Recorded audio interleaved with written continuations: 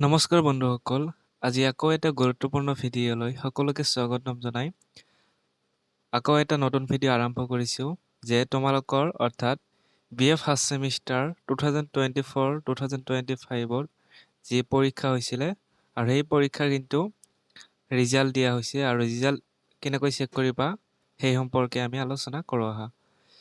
প্ৰথম ষ্টেপটো হৈছে আপোনালোকে ক্ৰম নাইবা গুগলত গৈ স্মাৰ্ট ষ্টুডেণ্ট পৰ্টেল বুলি চাৰ্চ কৰিব, যেনেদৰে আপোনালোকে স্ক্ৰীনত দেখা পাইছে। চাৰ্চ কৰাৰ পিছতে আপোনালোকে এনেকুৱা ধৰণৰ এটা লিংক পাব।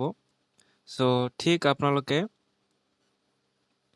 এই লিংকটিতে ক্লিক কৰিব। আপোনালোকে যিটো প্ৰথম লিংক দেখা পাব ইয়াতে ক্লিক কৰিব। ইয়াতে ক্লিক কৰাৰ লগে লগে আপোনালোকে তাত ক্লিক কৰাৰ লগে লগে এনেকুৱা ধৰণৰ এটা ইণ্টাৰফেচ খোল খাব। ইয়াতে আপোনালোকে যদি বেলেগ কিবা ওলায় তেনেহ'লে সেইটো লিংক নহয়, এইটো লিংকহে আহিব লাগিব। এইটো আপোনালোকে প্ৰথমে কি কৰিব, আপোনালোকৰ যি ইনৰলমেণ্ট নাম্বাৰ আছে, এইটো ইনৰলমেণ্ট নাম্বাৰ যিটো আপোনালোকে পৰীক্ষাত এডমিট কাৰ্ডত আছে, এইটো আপোনালোকে চাই দিব। ঠিক আছে, এইটো আপোনালোকে ইনৰলমেণ্ট নাম্বাৰ দিয়াৰ পিছতে ইয়াতে পাছৱৰ্ড দিব লাগিব। পাছৱৰ্ড দিয়াৰ পিছতে আপোনালোকে যিটো লগ ইন দেখা পাই আছে, নিউ ৰেজিষ্ট্ৰেশ্যন বা ৰেচৰ্ট পাছৱৰ্ড বুলি নামাৰিব, আপোনালোকে ডাইৰেক্ট মাৰিব ক'ত, লগ ইনত ক্লিক কৰিব। ঠিক আছে, লগ ইনত যদি আপোনালোকে পাছৱৰ্ডটো পাহৰি দিছে তেতিয়াহ'লে ৰেচৰ্ট পাছৱৰ্ড বুলি মাৰি তাৰপিছত আপোনালোকৰ ইমেইল দি তাৰপিছত সেইটো পাছৱৰ্ড নতুন কৰি দি আকৌ আপোনালোকে লগ ইনত আহিব, তেতিয়া ইনৰলমেণ্ট নাম্বাৰ দিব আৰু পাছৱৰ্ডটো যিটো নতুন কৰি দিছে সেইটো দিব। আৰু যিসকলে পাছৱৰ্ডটো জানে তেওঁলোকে ডাইৰেক্ট পাছৱৰ্ড দিব আৰু ইনৰলমেণ্ট নাম্বাৰ দি লগ ইনত ক্লিক কৰিব। সেইটো যিটো লগ ইনত ক্লিক কৰিব আপোনালোকে। আপোনালোকে যেতিয়া লগ ইনত ক্লিক কৰিব, লগ ইনত ক্লিক কৰাৰ লগে লগে আপোনালোকে এনেকুৱা ধৰণৰ এটা ইণ্টাৰফেচ খোল খাব। এইটো ইণ্টাৰফেচ খোল খোৱাৰ লগে লগে আপোনালোকে একেবাৰে কোণাত আপোনালোকে চাওক তিনিটা দাগ আছে ইয়াতে।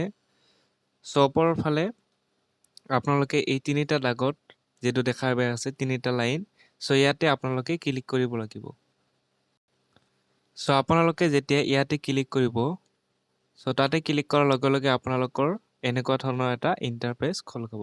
ঠিক আছে, যেতিয়া আপোনালোকে এনেকুৱা ধৰণৰ ইণ্টাৰফেচ খোল খাব তেতিয়া আপোনালোকে বেলেগ ক'ৰবাত ক্লিক নকৰিব, ডাইৰেক্ট যিটো আপোনালোকে একেবাৰে এক্সামিনেশ্যনৰ তলত গ্ৰেড কাৰ্ড ইয়াতে লিখা আছে গ্ৰেড কাৰ্ড।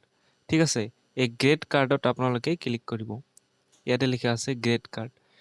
গ্ৰেড কাৰ্ডত ক্লিক কৰাৰ লগে লগে আপোনালোকে যেতিয়া আপোনালোকে গ্ৰেড কাৰ্ডত ক্লিক কৰিব তেতিয়া আপোনালোকৰ ওচৰত এতিয়া কি হ'ব, এনেকুৱা ধৰণৰ এটা ইণ্টাৰফেচ খোল খাব।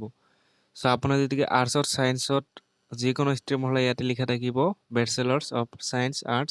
আজি যিহেতু আৰ্টছত ৰিজাল্ট দিছে গতিকে আপোনালোকে আৰ্টছৰ ৰিজাল্টখিনি ইয়াতে চাব পাৰিব। বা লিখা থাকিব যিটো আপোনালোকে বৰ্তমান পঢ়ি আছে। তাতে আপোনালোকৰ ছেমিষ্টাৰ 1 তাৰপিছতে ছেমিষ্টাৰ 2024 যিটো আপোনালোকে গ্ৰেড কাৰ্ড ভিউ বুলি যিটো অপশ্যন দেখা পাই আছে গ্ৰীণ। ঠিক আছে, তাতে আপোনালোকে ক্লিক কৰিব লাগিব। ক্লিক কৰাৰ পিছে পিছে আপোনালোকে ৰিজাল্টসমূহ PDF সহকাৰে পাই যাব। ইয়াতে ক্লিক কৰিব আপোনালোকে।